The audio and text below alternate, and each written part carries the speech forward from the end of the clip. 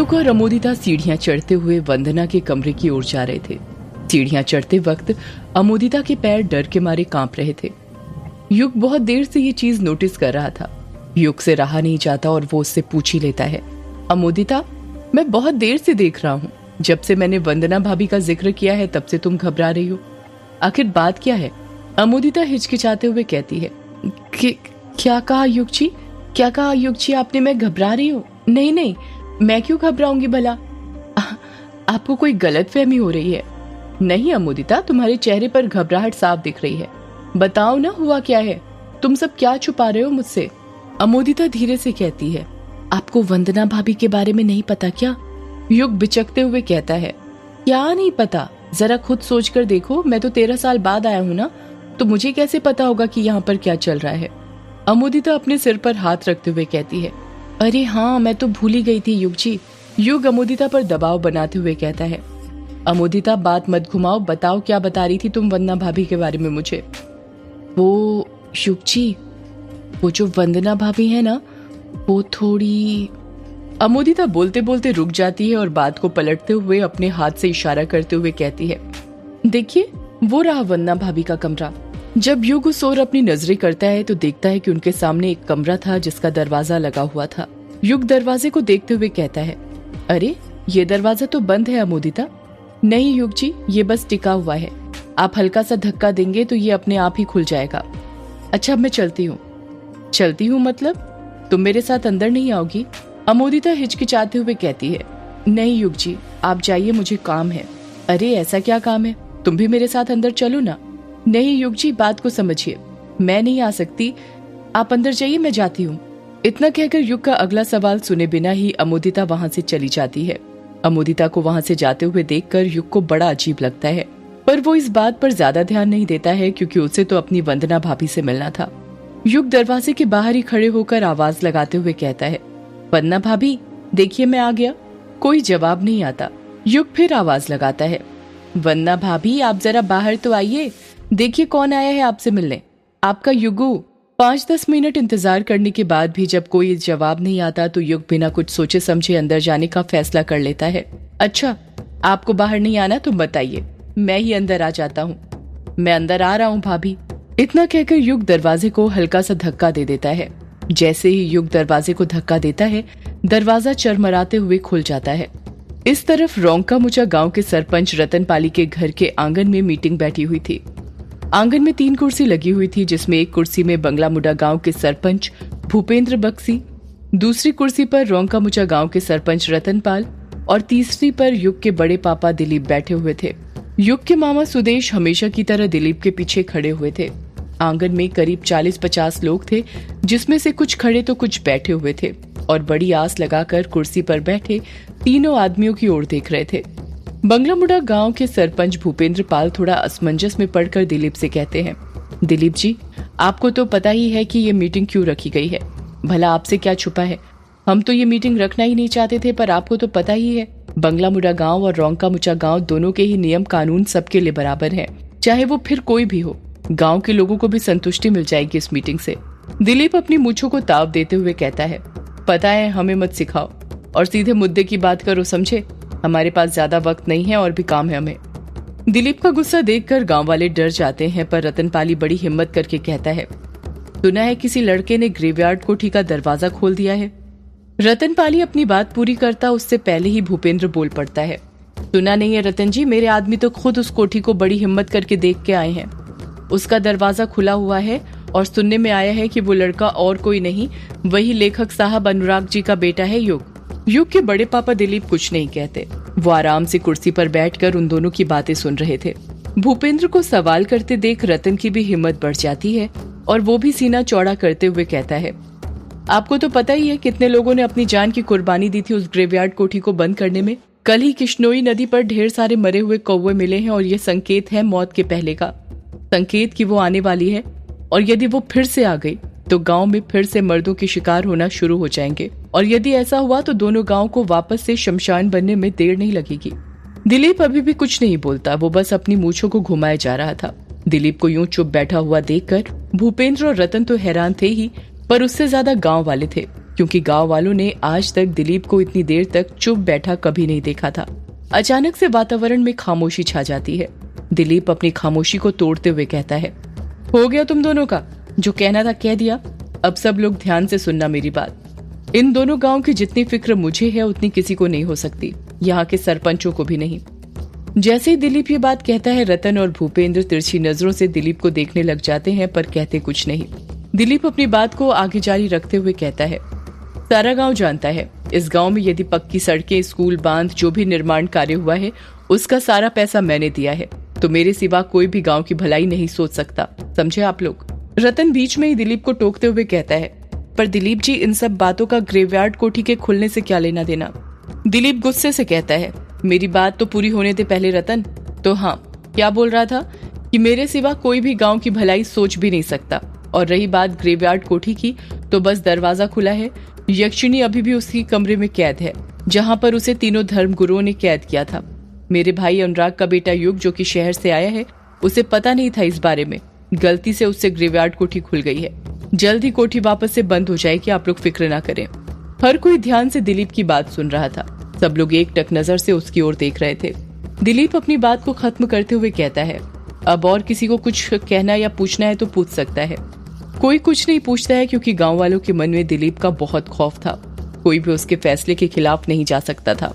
दिलीप अपनी कुर्सी पर से उठता है, गांव के लोगों के सामने हाथ जोड़ता है और वहां से जाने लग जाता है। दिलीप के पीछे पीछे ही सुदेश भी वहां से जाने लग जाता है। इस तरफ जब युग कमरे के अंदर घुसता है तो देखता है कि कमरे के अंदर चारों तरफ अंधेरा ही अंधेरा था। युग की समझ में नहीं आ रहा था कि उसकी वंदना भाभी ने कमरे के अंदर इतना अंधेरा क्यों करके रखा था, जबकि बाहर लाइट तो थी। युग वंदना को आवाज लगाते हुए कहता है, भाभी कहाँ पर हैं आप अंदर ही हो ना। कोई जवाब नहीं आता। युग वंदना को ढूंढते हुए कमरे के अंदर आगे बढ़ने लग जाता है। जैसे जैसे वो कमरे के अंदर आगे बढ़ता जा रहा था, खामोशी और अंधेरा बढ़ते जा रहा था। युग बार बार वंदना को पुकारे जा रहा था, पर कोई भी जवाब नहीं आ रहा था। युग वंदना को पुकारते हुए कहता है, वंदना भाभी कहाँ पर हैं आप, अंदर ही हो ना आप, यहाँ पर हो या नहीं। युग वंदना को पुकारते हुए आगे बढ़ ही रहा था कि तभी उसके पीछे से एक काला साया निकलता है। वो झट से पीछे मुड़ता है, पर जब तक वो पीछे मुड़ता है वो काला साया वहां से जा चुका था। युग समझ ही नहीं पाता कि उसके पीछे से थोड़ी देर पहले क्या चीज गुजरी थी। जब युग वापस आगे देखता है तो उसकी आंखें फटी की फटी रह जाती हैं। उसके हाथ पैर सुन्न पड़ जाते हैं। वो उल्लू की तरह अपनी आंखें तेज करके अंधेरे में देखता है कि बिस्तर के ऊपर एक औरत बैठी हुई थी जिसने सफेद साड़ी पहनी हुई थी। उस औरत के लंबे लंबे बाल उसके चेहरे पर बिखरे हुए थे, जिस कारण उसका चेहरा अच्छे से नहीं दिख रहा था। एक कारण ये भी था कि वो अंधेरे में बैठी हुई थी। युग मन ही मन सोचने लगता है, जरूर यही वंदना भाभी होगी, क्योंकि विराट भैया के गुजर जाने के बाद वंदना भाभी ने विधवा के तौर तरीके अपना लिए होंगे। युग धीरे से कहता है, वंदना भाभी आप ये अंधेरे में क्यों बैठी हुई हैं? लाइट तो है, फिर आपने लाइट जलाई क्यों नहीं? बिस्तर पर बैठी औरत कुछ जवाब नहीं देती है, पर युग अपनी बात आगे जारी रखता है और कहता है, वंदना भाभी आप चुप क्यों हैं? कुछ तो बोलिए। आपको पता है यहाँ पर स्पेशली सिर्फ मैं आपसे और बड़ी माँ से मिलने आया हूँ, वरना आपको तो पता ही है बड़े पापा को देखकर यहाँ पर मेरा आने का मन नहीं करता है। वो औरत फिर कुछ जवाब नहीं देती। युग बातें करते हुए अपने कदम बिस्तर पर बैठी औरत की ओर बढ़ाने लग जाता है। इस तरफ रजनी अपने कमरे के अंदर थी और कुछ ढूंढ रही थी। उसने सारे कमरे का सामान बिखरा दिया था। रजनी कमरे के अंदर रखी अलमारी खोलती है और उसका सामान बाहर फेंकते हुए कुछ ढूंढने लग जाती है। तभी वहाँ पर अमोदिता आ जाती है और हैरानी के साथ पूछती है, माँ तुम कुछ ढूंढ रही हो क्या? अचानक किसी की आवाज सुनकर पहले तो रजनी घबरा जाती है, पर जब वो पीछे पलटकर देखती है कि अमोदिता ने उसे आवाज दी थी तो वो चैन की सांस लेने लग जाती है और वापस से अपना कुछ सामान ढूंढने लग जाती है। अमोदिता फिर पूछती है, माँ बताओ ना तुम कुछ ढूंढ रही हो क्या? रजनी बात को पलटते हुए कहती है, तू यहाँ पर क्या कर रही है? मैंने तो तुझे युग के साथ वंदना के कमरे में भेजा था ना। अमोदिता उलझन में जवाब देती है, हाँ माँ, पर मैं युग जी को वंदना भाभी के कमरे के पास छोड़कर वापस आ गई। रजनी गुस्से से कहती है, नालायक लड़की, तुझे मैंने युग के साथ इसलिए भेजा था ताकि तू उसके साथ कुछ वक्त बिताए, उसे बातों में फंसाए, बचपन की बातें याद दिलाए, पर तू तो एक नंबर की ढोर निकली। और एक बात बता, इतनी भी क्या जल्दी थी तुझे नीचे आने की? तू युग को वहां छोड़कर क्यों आ गई? अमोदिता हिचकिचाते हुए कहती है, आप तो जानती हैं ना माँ, वंदना भाभी की हालत। मुझे उनसे डर लगता है उनके पास जाने में भी। रजनी अपने हाथ से अमोदिता के सिर पर मारते हुए कहती है, क्या कहा? डर लगता है? कैसी लड़की है रे तू, मुझे तो तुझ पर शक होता है कि तू मेरी बेटी है या नहीं। काला जादू करने वाले कब से डरने लग गए? वो डरते नहीं हैं बल्कि अपनी काली विद्या से पूरी दुनिया को डराते हैं, समझी? समझ रही हूँ माँ, पर मैं तो अभी ये जादू टोना करना बस सीख रही हूँ ना, तुम्हारी तरह एक्सपर्ट थोड़ी हूँ। रजनी अपने भवें उठाते हुए कहती है, हाँ वो दिखा। मुझे ये बता, तूने चाय की ट्रे क्यों गिरा दी? वो माँ, मैंने कोई जानबूझकर नहीं गिराई थी चाय की ट्रे, गलती से गिर गई थी। क्या कहा गलती से? नालायक लड़की, तुझे पता है ना इन काली विद्याओं में गलती नहीं चलती। गलती की सजा सीधा मौत होती है, समझी? अमोदिता अपनी माँ की बातों का कुछ जवाब नहीं दे रही थी। वो शांति से उसकी सारी बातें सुन रही थी।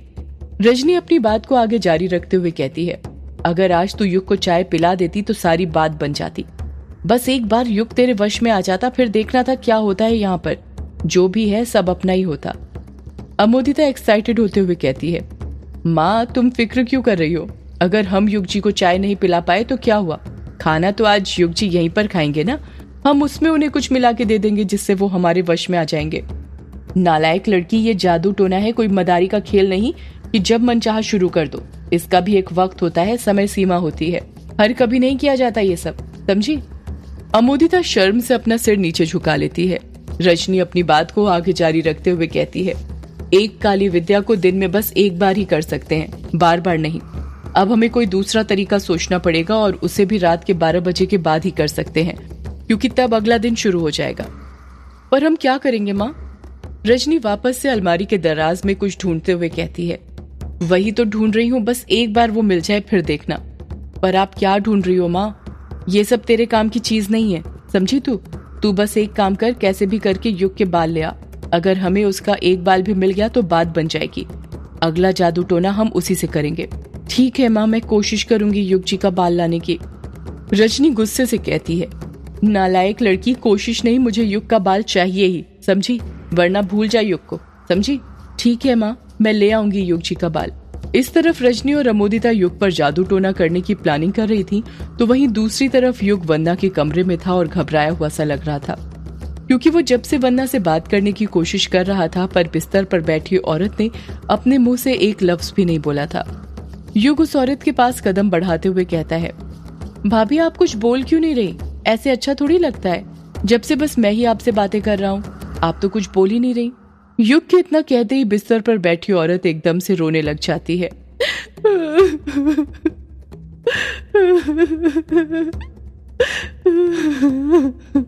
युग घबराते हुए कहता है, क्या हुआ भाभी?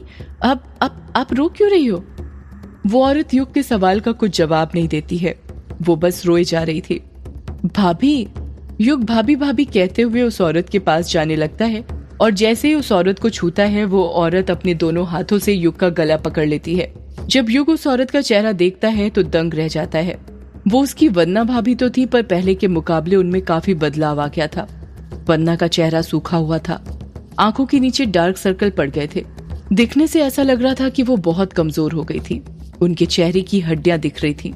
युग अपना गला छुड़ाते हुए कहता है, ये आप क्या कर रही हैं भाभी? आप मेरा गला क्यों दबा रही हैं? छोड़िए मुझे। वंदना गुस्से में कहती है, दरवाजा खोलकर तू मुझसे पूछ रहा है कि मैं तेरा गला क्यों दबा रही हूँ? ये आप क्या बोल रही हैं भाभी? किस दरवाजे की बात कर रही हैं? मेरी कुछ समझ में नहीं आ रहा। वंदना फुसफुसाते हुए कहती है, यक्षिणी के कमरे का दरवाजा। ये बात सुनकर युग के पैरों तले जमीन खिसक जाती है और वो सोचने लग जाता है कि वंदना भाभी को कैसे पता कि उसने यक्षिणी के कमरे का दरवाजा खोल दिया। सदियों से है पुरानी ये है यक्षिणी की कहानी। यक्षिणी एक आग है, यक्षिणी तेरा ख्वाब है।